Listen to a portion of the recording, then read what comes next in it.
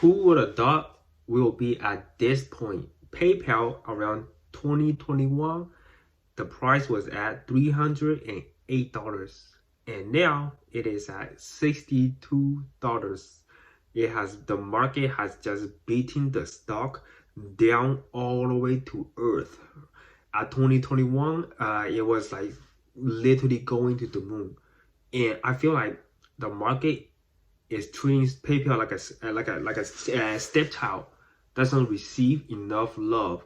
So today, I decided to give some love to PayPal and do a kind of like a deep dive into PayPal. So it can be a bit long video. These are the videos that have like quality that you will understand why I like PayPal, right? So first, I gotta go into like valuation. Is the current price undervalued, fair value, or overvalued because of their growth and their balance sheet?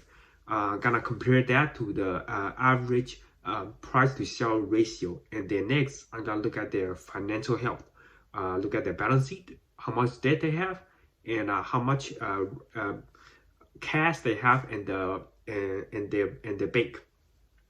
And then I also gonna look at management. Are they selling or are they buying? When you start a company, you want the management to have skin in the game, right? You don't want management to see them selling and all of them selling, none of them buying. That's a huge red flag. And the last thing, I'm gonna look at the history. What happened during January all the way to December? There's 5 major events that happened that made the stock go all the way to 24%, and they brought it down to 14%. So 2 major kind of volatile percentage jump and down. So we're gonna go into that events. And so let's get into the first kind of first topic, which is valuation. At its current price of $62 is 40% undervalued. The fair value is $103. That is the fair value based on the industry average, right?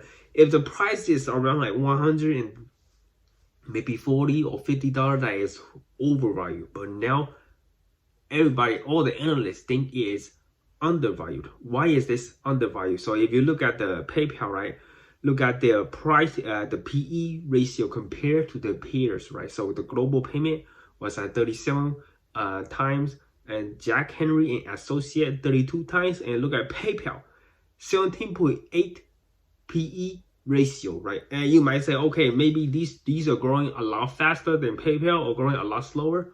Let's take a look, okay? So the PayPal right here is 17.8 and is estimate growing at around 9.4%, right? So, but all these, it seems like average PayPal is like the lowest. And if you look at this right here, Visa, 30 times price to earnings, right? And it's growing at estimate growth at 9.9%.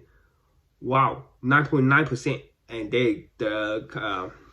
the market is giving a price to earnings of 30 times. That is crazy, which is compare that to PayPal, almost 2 times the PE ratio, right? And then if you look at WEX and Jack and Henry, WEX is growing, Jack Henry is growing at 9.2%, but the market is giving Jack Henry a 32% price to earnings. So if you compare the growth, right, you know, Visa is going 9%, but they deserve, why they deserve 30 times price to earning ratio? Well, PayPal is growing 9% and it only receives 17.8% price to earning ratio, right? Let's look at the overall balance, kind of the revenue breakdown for the 2023. So in United States is make up about 58% of their revenue, and the other country is made of 34%, right? And then cost of sales is 59%, and then gross profit is about 40%. And they are spending most on research and development, which is about 38% of the expenses. Almost 40% of the expenses goes to research and development. You typically want the company to spend like pretty good amount of money, and research and development continue to take the lead. But the important thing is, it's not like you got 10 people doing this research and then you hire maybe like 80 people, 90 people to do the same research. That will actually slow down the research, because Sometimes if the more people you got, the more complex the research will be. So it's super important to hire like the right people doing the right research, right? And then the second is administration, right? If you compare that to 2022, so 2023 they spent 38% on the research and development. So 2022 they spent 34%, so an increase of about 4%. But if you compare 2022, which is $3.2 billion for the whole year on research, and you compare that to 2012, they only spent 677. Wow, so 2012 to 2022, 10 years span, they increased it by almost threefold, fourfold of research expenses, okay? Which is great. You typically want to see like a company spend more money on research to continue make the cost lower and create more engaging experience for the customers, right? Or for customers like us. And let's look at sales and marketing.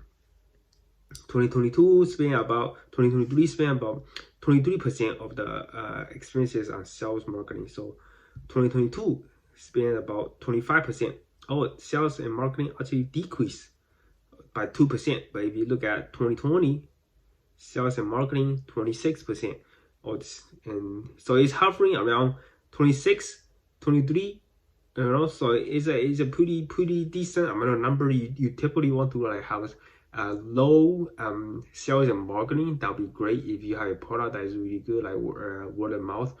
Typically these products are gonna do really well, like Tesla.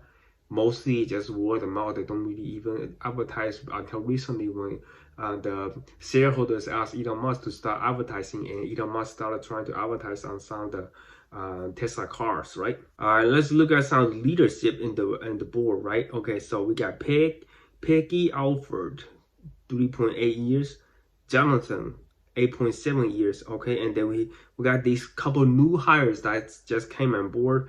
James Crisp, which is the president, Jamie Mueller, which is executive VP and CFO, and then Artina, hopefully I'm saying that right, also less than a year. I believe you know, the PayPal also recently hired a new CEO, so they are kind of. Next, we're gonna look at ownership. If the company's insiders, are they selling or are they buying?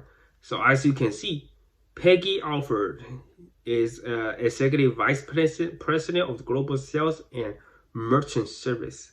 Sold $850,000 at $56. That person basically sold at the bottom. And then Daniel Skolman, he is the member of the board of directors. He bought almost $2 million into PayPal. So that is, I think this is pretty great news. If you see an insider actually buying, right? Like if there's nobody in the world, right? If you are like work for the company and you know that the company is doing really bad, you're not gonna buy any stocks. Insider buy for only one thing and one reason only. They think the stock is undervalued. That's why people, insiders are buying. So it's great news to see that Daniel Skolman is actually buying stock. And now let's look at some the history of PayPal from kind of year in review, you might say. Okay, so January it had a 4.2% drop. No, this is around February it had 4.2% drop. PayPal gained in early 2023 amid buyback, but Apple Pay but good remains. So let's see what happened. February, so cost cutting and a stock buyback could giving Sears and PayPal holding a boost in early 2023, but a big bell remains for PayPal stock. Apple's Pay growth. So you know they are saying that Apple have the Apple Pay, right? It might take shares from PayPal. So that's why the stock market did not like it. It had a 4.2% drop. Around March, so around May 9th, PayPal stock plummeted 12% on that day as Wall Street mostly raised 2023 outlook.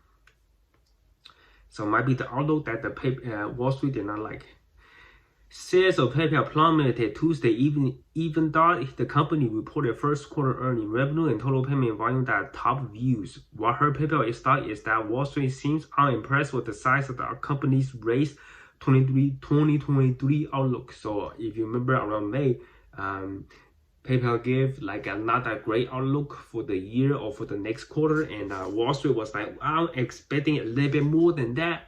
So they just kind of sold it 12%, which is almost 13%, 12.73%, which is almost 13%. That is kind of ridiculous. But that made much sell off, even though the revenue was pretty great. So around August, which is a couple of months ago, another 12% drop, right? So it dropped and then it recovered a bit to $75, right? It dropped to 60 and then it recovers to 75, and then PayPal stock plummeted after key metric falls. So must be earning days. So let's see what happened. So the payment giant top consensus analysts forecast in the second quarter reported on Wednesday on total payment volume, net revenue, and income. According to Visible Alpha, but the stocks is sinking fast on Thursday, down by nearly 11%, erasing what had at least been slightly positive 2023 performance until yesterday after a very rough 2023. So there you go. All right, let's look at November. November, PayPal said jump after profit and sale beats expectation. So it jumped 7%. As CEO promises cuts, as you may know, probably did like a layoff. Sale of PayPal Holding advanced as payment system provider reported better than expected results, raised the outlook, and the new CEO promised to cut costs. However, enthusiasm was somewhat dimmed after federal regulators opposed the company over its move into cryptocurrency. CEO gave some really good guidance. Market liked it a lot, so it went from $50 all the way to $56 on one day, which is kind of like a pretty big jump in the whole year. All right, and then last one, which is December. All right, December, it made a pretty big news that PayPal dropped. No, not PayPal. Amazon dropped Venmo on that day. So, and PayPal said slide after Amazon dropped Venmo as payment option. Amazon will no longer allow users to pay with Venmo beginning January 10th, according to a notice sent to users. The company announced last October it would accept Venmo at checkout. Sale of PayPal, which owns Venmo, slide on Thursday. So I don't think that impact PayPal that much, because I don't know. For last time I heard that Venmo is not like a big source of income for PayPal, because Amazon user doesn't really use Venmo to check out. They mainly use either PayPal, Apple Pay, or whatever credit card you have, right? Or so that's not like a big impact on the news, because it's not like a major revenue generator for PayPal. One of the big merchant, which is Temu, currently #1 in the App Store, and they are using PayPal to check out. Temu, their volume is like, they pay, like the order volume is kind of low. Like if you Temu, as you know, they sell like very cheap stuff, so maybe like $10 to $15 in order to check out. So the volume is low. The payment, is not that high, but it have a lot of users. Right now, it's currently #1, and PayPal is a big partner of Temu, right? So that is pretty good news. If Temu cuts PayPal out, that will hurt PayPal a lot. But if Amazon cuts Venmo out, that will hurt maybe like 0.8% or 0.02% of the revenue. It's a really, really tiny revenue for PayPal, so it's not like a really big deal. So yeah, this is like a whole review of PayPal from January to December. Let's look at like their revenue growth, right, for quarterly growth. So December 2022, all right, they grew about 6%, 7.38 billion, and then March 8%, almost 8%, and then June 7%. So the revenue, keep growing. Revenue dropped, growth 7%, and then Last quarter, 7.42, which is 8%. So the revenue have been consistently growing at 8%. At the same time, they also have net income. So in my view, looking at it from the holistic view, this is a great company. I mean, they can consistently grow revenue by 8 to 7 and then to 8%. And the CEO seems like he knows his stuff and is about to like take the company to and steer the ship to the right direction, right?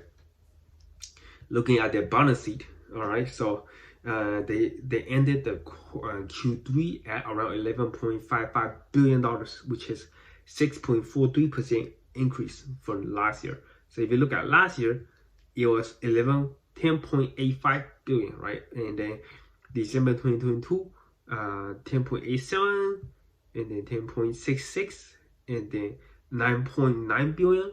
So this is like first time in 1 year that they reach almost $12 billion, $11.55 billion. So the balance sheet is really, really, really strong. There's no need to worry about any like possibility of bankruptcy. I mean, if you go to the App Store, right, you can see that PayPal is ranked number 3 in the finance, and then Venmo is number 2, or sometimes they might switch around, and Cash App is always number 1. But if it is not popular, people are not using PayPal or Venmo, they will not be ranked number 1, number 2, or number 3, right? Either gonna be Bank America, Wells Fargo, SoFi, or Ali Bank. All these banks people use, like consumers use, like you and me, we both use it, right? But people still use Venmo. People still use PayPal to pay stuff. I used PayPal a couple days ago because PayPal got the debit card, so I used it to have the boost where you can buy some clothes and they give you like 25% off. So yeah, people still use PayPal, and PayPal is definitely not dead. But yeah, that is the end of the video. That is the end of the video. As you can see, PayPal still got a really, really strong balance sheet, and they are generating net income. And apparently, people still love to use PayPal apps and Venmo to send money from one person to another. So you definitely don't need to worry about PayPal going bankruptcy or is a legacy product. It is not, because PayPal is in every single point of our lives, right? If you go to Amazon, you want to check out, you can use PayPal checkout, right? If you go Temu, you want to buy some clothes, you can check out using PayPal checkout too. PayPal is just so much easier to remove a lot of friction, right? If you go to like a store, to physical store, to buy some clothes, PayPal got you covered with their PayPal credit card and debit card to get you the boost bonus cash back that you need, right? That is about the end of the video. PayPal is definitely a great buy at its current price because definitely not going anywhere. People are still using PayPal, and hopefully you find this video useful. My name is Kelvin, and I'll see you guys next video.